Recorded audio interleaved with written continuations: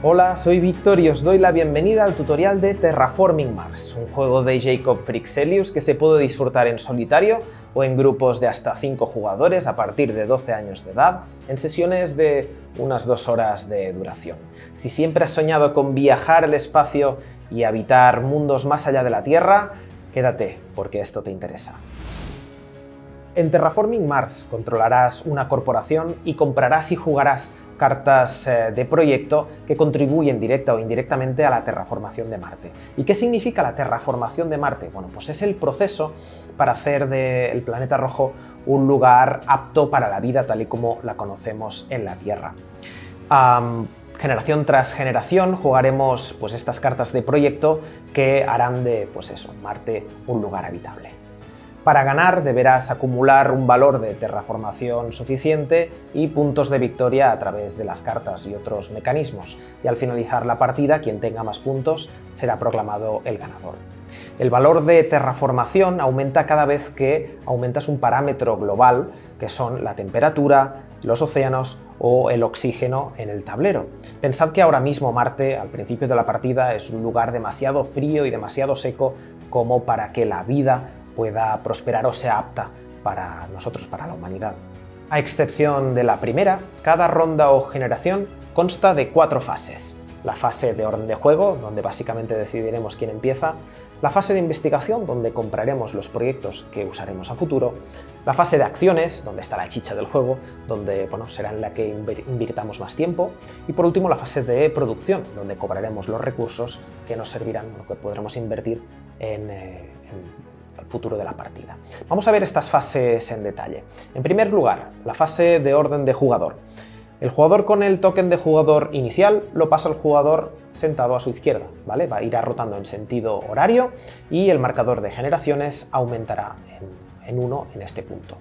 En segundo lugar, en la fase de investigación, cada jugador robará 4 cartas del mazo y decidirá cuáles de ellas quiere comprarse. Cada comprar estos proyectos vale 3 megacréditos. Las cartas que no quieras se descartan. Esto es importante aquí, que aquí no vamos a pagar el coste de las cartas, el coste que viene impreso en la parte superior izquierda. Aquí simplemente vamos a decidir si nos quedamos o no estas cartas pagando un coste de 3 megacréditos por carta. Y aquí os doy un consejo. Pensad en administrar muy bien vuestros megacréditos porque puede que os hagan falta en el futuro, ¿de acuerdo? La tercera fase será la fase de acciones, donde os decía que hay la chicha del juego. Y empezaré por explicaros la acción que haréis más veces durante la partida, que es justamente jugar una carta de la mano. Sabed que los jugadores podrán hacer hasta un máximo de 2 acciones por turno, 1 a 1, ¿de acuerdo? Hasta el momento en el que todos pasen. Como os decía, primera acción, jugar una carta de la mano. Para jugar una carta de la mano, lo primero que hay que hacer es comprobar si la carta tiene requisitos. Los requisitos siempre vendrán indicados en la parte superior de la carta, junto al coste que tendrá jugarla, ¿vale? Y los requisitos siempre afectarán, a los parámetros globales que hayan llegado a cierto punto o que no superen cierto punto. Recordad, parámetros globales son la temperatura, oxígeno y océanos. Puede que nos pidan algún nivel de producción en nuestro tablero personal o puede que nos pidan que se cumplan ciertas condiciones en el tablero de juego.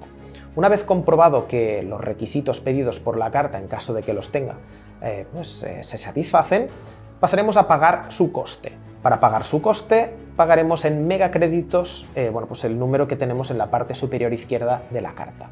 Algunas cartas, las cartas de edificio y de espacio, nos permiten, además de usar megacréditos, usar otros recursos para abaratar su coste. Incluso algunas cartas azules lo que nos dan son descuentos, que nos abaratarán el coste de las cartas. Sin embargo, tened en cuenta que el coste de una carta nunca puede ser negativo, de modo que nunca cobraréis tras jugar una carta, ¿de acuerdo? Eso sería la primera acción. Dejadme también deciros que las cartas son el alma, son el motor de Terraforming Mars y que en el juego tenemos 3 tipos de cartas, ¿de acuerdo? Las cartas rojas, que son los eventos, solo tienen efecto una vez jugadas, ¿de acuerdo? Una vez la jugamos, resolvemos su efecto y las acumulamos en un montón boca abajo en nuestra zona de juego. Luego tenemos las cartas verdes, que también tienen efecto una vez jugadas, pero estas sin embargo las conservaremos cara arriba, ¿vale? Con los símbolos visibles. De aquí lo único que nos interesan son los símbolos de la parte superior derecha. Y por último, las cartas azules. Normalmente lo que nos presentan es un efecto que será permanente o una acción señalada con la flecha de color rojo, de modo que estas cartas las tendremos siempre visibles y con la parte superior bien visible para poder realizar la acción o para tener en cuenta el suceso correspondiente. ¿De acuerdo?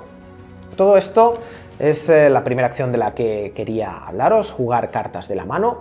Luego tenemos llevar a cabo un proyecto estándar. Los jugadores siempre tienen a su disposición los 6 proyectos estándar que vienen impresos en el tablero y se pueden hacer tantas veces como se quieran a lo largo de una generación. Simplemente hay que pagar el coste, resolver el efecto.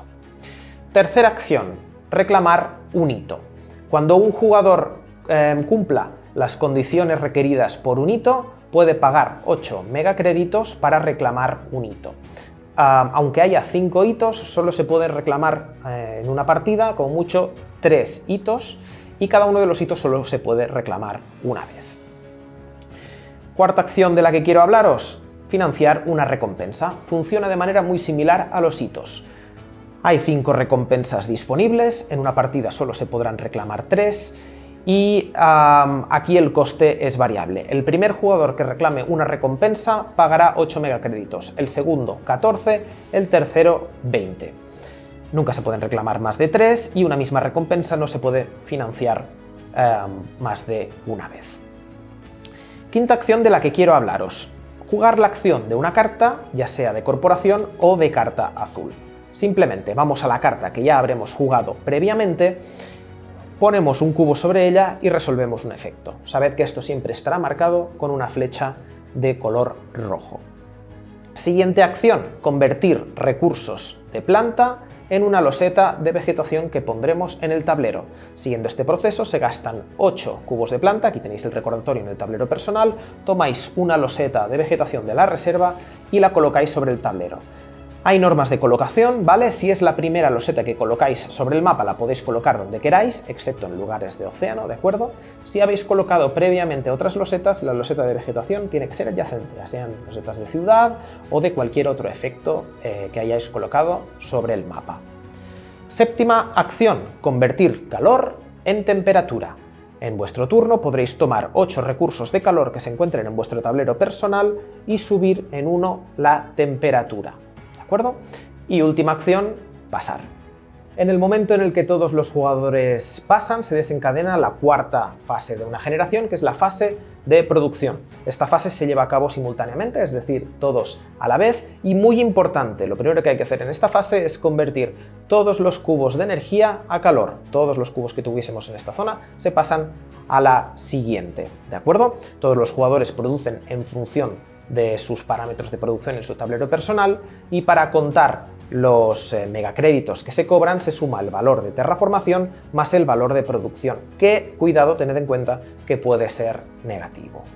En caso de haber usado acciones de las cartas azules o de corporación, retiramos el cubo para indicar que estarán disponibles para la siguiente generación y nada, volvemos a jugar, ¿de acuerdo? La siguiente generación siguiendo las fases tal como las habíamos ordenado.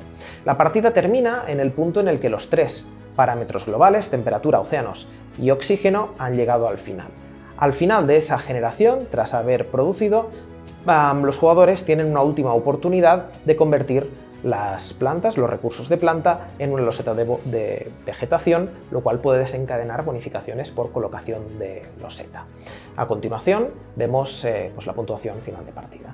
Para tener en cuenta la puntuación final, lo primero que observaremos es el valor de terraformación. Ese es el valor base sobre el que se sumarán el resto de puntos. Tendremos en cuenta los puntos obtenidos por los hitos, los puntos obtenidos por las recompensas, los puntos presentes en las cartas que hayamos jugado, y tened en cuenta que aquí sí que se tienen en cuenta los puntos que hubiesen las cartas de evento, y también los puntos que nos otorguen las losetas que hemos jugado en Marte, en el tablero central.